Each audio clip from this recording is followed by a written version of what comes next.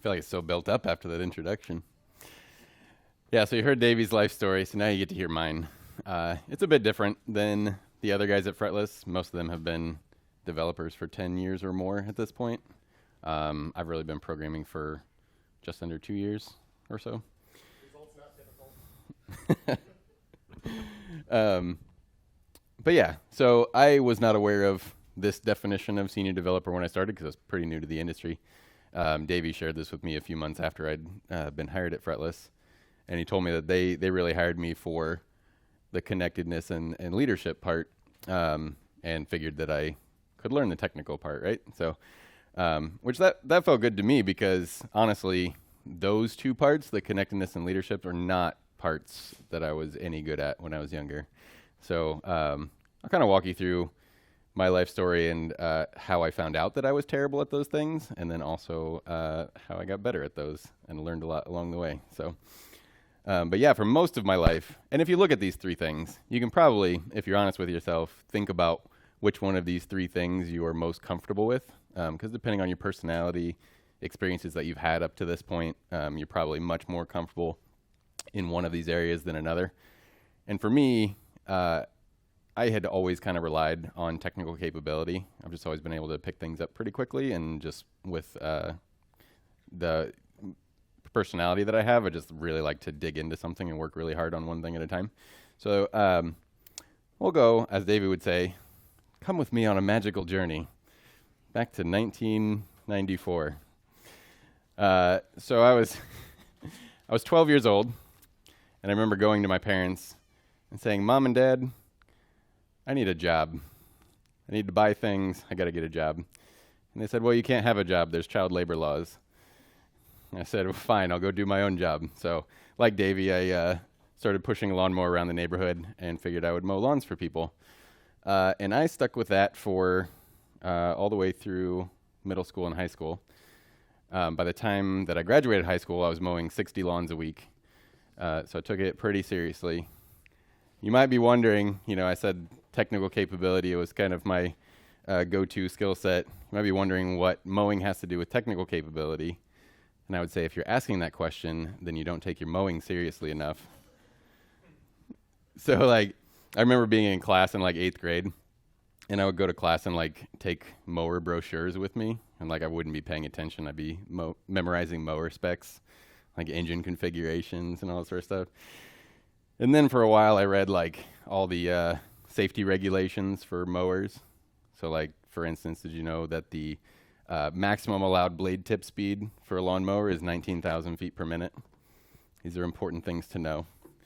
I would draw out customers' lawns from memory and then plan out which patterns to mow it in for the maximum efficiency and the least turns, so you could be as efficient as possible. So I only had 4 hours a night to work after school, right? So I had to get them done quick. So anyway, that was my first experience with technical capability, really. And then I graduated high school, and I wasn't sure what I wanted to do. And my dad said, "Well, of course you're going to go to college." And I said, "But I don't want to go to college. I'm making pretty good money. I don't really feel like I've been in school pretty much my whole life. I don't want to do that right now." He's like, "Well, as long as you live in this house, you're going to go to college." And I'm like, "But Dad, I moved out a month ago." He's like, "I don't care. You're going to college." I'm like, "Fine. But I'm going to go at whatever is going to take me the least amount of time." So I had some AP credits. I ran the numbers. Turned out chemistry was the major that I could get done with the quickest. So that's what I decided to major in. So I... Yeah, so I took a few 22-hour semesters and then graduated in about 3 years. And then I was like, well, what am I going to do now? I didn't do chemistry really because I liked it. So I don't really want to get a job in that. So I was like, I know, I'll be a professional wakeboarder. So sold all the mowers, bought a boat. And all my friends were still in college because I graduated a year ahead of them. So I just basically slept on their couches for a while and went wakeboarding a lot.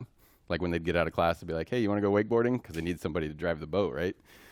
But then eventually they were like, "Hey, we actually have to study, so we can't just keep going wakeboarding with you all the time." Also, winters in Indiana are cold, so yeah, it was kind of the end of the season there. I know, I'll move to Florida. So I moved to Florida, did a couple jobs in rapid succession there. I was a UPS driver briefly, valet parked cars, and then kind of ran out of money to keep running the boat. So sold that. And then I was like, all right, fine, I'll get a job using my actual degree. So I did a couple different chemistry jobs down there as a pharmaceutical chemist and then like as a research and development chemist. Found out pretty quickly that to do anything interesting in the realm of chemistry, you really need like an advanced degree. Like the bachelor's levels jobs are pretty boring. Pretty much anybody could do it with a few months training, but because of like FDA regulations and drug industry stuff, like you have to have somebody with a degree do them. So. But they weren't particularly interesting. So I was like, okay, I guess I'll go get a PhD. So I applied to grad school, and I didn't really have a strong feeling about which one to go to. I was like, I've heard of Notre Dame, I'll apply there. So I applied and got in. Did you guys know that Notre Dame is in Indiana? I did not. I grew up in Indiana. I was born and raised in the Indianapolis area, and so I got in, and then they sent me like a plane ticket to come visit the school. And I get the ticket, and I'm like, why am I flying to South Bend? That's really weird. So then I looked it up, and I'm like, oh, it is in Indiana. That's cool. It seems like an East Coast school, right? Yeah, it totally does.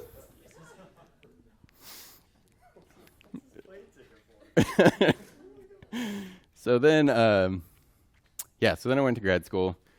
It was going pretty well. Like I did well in the classes and everything was going all right. But I was like 2.5 years into it. And I realized that some of the people in the program with me, they like really loved chemistry. And I just did not feel that way about it. So after some thinking about it, I decided, well, I'm just going to do something different. So I left grad school. And then I got a job as a mechanical engineer. Yeah, and what we were doing there was actually building biomass furnaces, not biosolids, not poop. Although we did burn some poop. It could burn just about anything. So that was a cool job because I got to design these furnaces and I learned how to weld and also got to light stuff on fire a lot. So overall, pretty good job, right? So then about 1.5 years into that job, it was 2008 when that whole like giant economic crash happened. So the project that I was working on with a few other people, this whole biomass furnace thing, was not this company's like primary moneymaker. And when that whole recession thing occurred, like they weren't sure if they wanted to continue that program or not. So job was a little unstable. Job market in general was. So I had gotten like an iPhone, and I owned an iPhone for like a week at this point. I was like, this thing's really cool. I'll just go work for Apple instead. So I did that. I went to the Apple store at the mall in Keystone, and I got an interview. And they said, well, what do you think you might like to do here? I'm like, well, I'm pretty good at technical stuff, so I think I could probably be on your technical support team. They're like, well, we don't really need that right now. Could you sell stuff?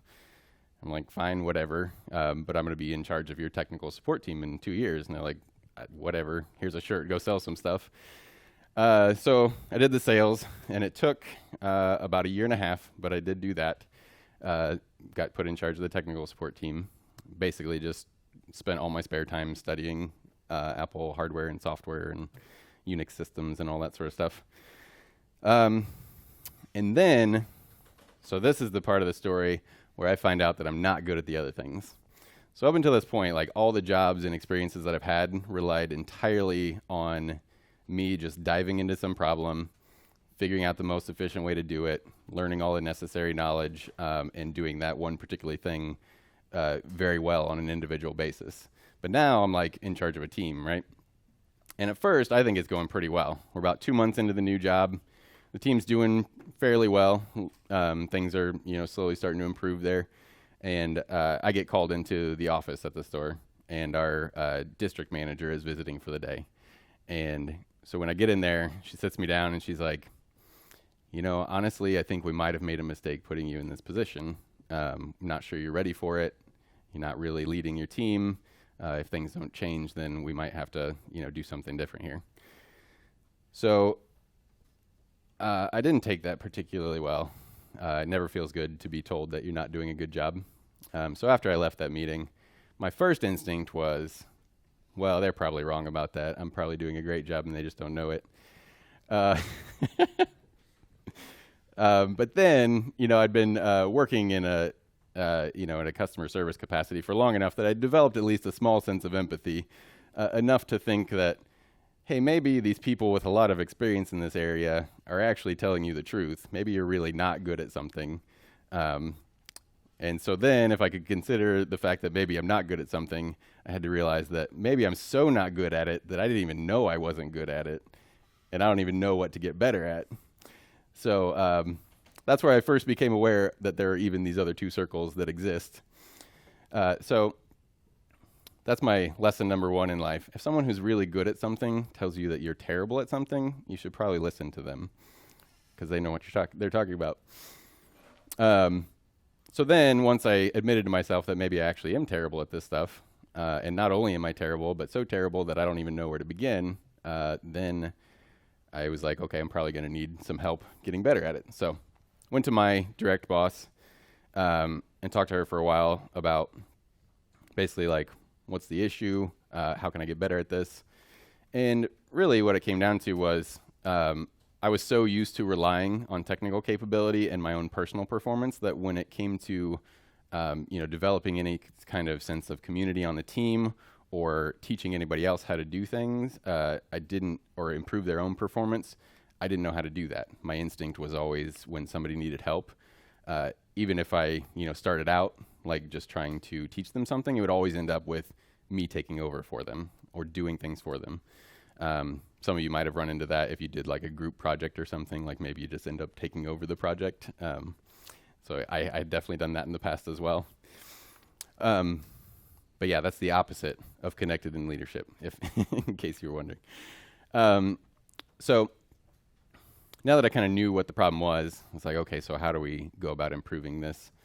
And this was not nearly as laid out at the time. It's more looking back on it, I can kind of see how the different experiences worked out to help me get better at these things. And now it's kind of how I approach any problem. Is there's three main things that I do anytime I'm trying to learn some new skill. Number one is to just learn about the problem space. So like just reading books about leadership and interpersonal communication, utilizing resources and things like that to understand what the problem and what domain of knowledge there is and try to learn the basics about that. Step two was I was lucky enough to be in a place where I was surrounded by people who were really good at the things that I was not good at, and they're really willing to help me. So the second part is, hang out with people who are much better at these things than you, and not only hang out with them and observe them and see what they do, but ask them questions about it. How do they do the things that they do? And also ask them for feedback when you do these things. So like, I knew there were some managers that I worked with that, when they got up and talked in front of a group, they would be, the group would be captivated and they would go away feeling really energized and motivated to do whatever it was that they'd set out. And so, I would watch that and really watch the person and like, what are they doing? What's their inflection like? How are they accomplishing this? And then ask them the questions afterwards. What are you thinking when you're in front of a group? What makes you decide, what to ask people or how to present something? And then also have them watch me when I would do it. And then when I was done, have them give feedback on my performance as well. So first step is learn about the stuff through books or other resources. Second one is learn from other people who know more. And the third one is you just have to practice. Like you can't avoid that, and it sucks, especially when you are first starting out and you're really bad at something. But the practice is absolutely necessary. So one of the best things that I found for developing the other two was putting myself in situations, and I got this idea from step number 2, getting advice from people who knew way more than I did. Like one of the managers that I went to for advice a lot said, hey, if your problem is that you tend to take over for people and try to do things yourself, what if we just make it impossible for you to do that? He's like, so what if for the entire day you literally don't allow yourself to touch anything? Like you have to hold your hands behind your back, and whenever somebody comes to you for help or advice for any situation, you just have to accomplish that with your words. Like you can't do anything else. And that actually worked really, really well because I couldn't use the other parts that I had always relied on to as a crutch to avoid building those other skills. But yeah, so eventually, took about 2 years, and to finally get to the point where they're like, hey, maybe you're not terrible at your job. I'm like, oh, awesome. And then another 2 years after that, they're like, hey, maybe you're actually pretty good at your job. I'm like, that feels good. And then about 5 years of practicing that, then it was, hey, we're actually going to bring other people who are new to this same position from other locations to learn from you. So it was definitely a long process, and it's not easy. And I still would say that these are not my strongest points, and I don't know that they ever will be. But I think the biggest thing I learned is that if you are willing to admit to yourself that you're not great at something, and then put in the work and get the advice from people who are great at something to improve in that area, you can at least get to a point where it's no longer like a glaring deficiency for you, and you can contribute in a pretty big way with those. So at about that point, I hadn't really used technical capability for a while because I've been focusing entirely on the other two. And so this was about 7 years into my career at Apple. And I really was like, well, I feel like I'm now to a point where I'm at least like okay in these things. And I'd really like to use technical capability again. So that's when I thought, hey, I really have always thought that I'd be pretty good at programming. So that's where I started looking into that as a career. Took a 1-week boot camp from this guy on my birthday, started on my birthday, so I got sung to the very first day. And that changed my life forever. So yeah, after that 1-week boot camp, that really opened my eyes up to how cool of stuff you could make once you knew what you were doing, and just like how much there is to learn. And so then from then on, I was pretty much hooked. I started studying. I was still working full time at Apple, but I started spending 1 to 2 hours a day studying programming stuff, and then as much time as I could on the weekends. After about 6 months of that, decided to quit my job and go to one of these full-time 12-week boot camps. Kept in contact with Davey off and on throughout that time. Got his advice as far as whether the boot camp was a good idea or not. Also, it helped that when he broke his laptop by tossing it off of a desk, he used my Apple discount to get a new one. So yeah, after the boot camp, then I started working for Fretless, and it's been great. So I'm really excited. I'm glad that apparently I'm not terrible at the other two things anymore, because that's what they hired me for. And it's been really fun. So that's how I got here. Nice. Yeah. Question. How much do you bench? The most I've ever benched is about 400.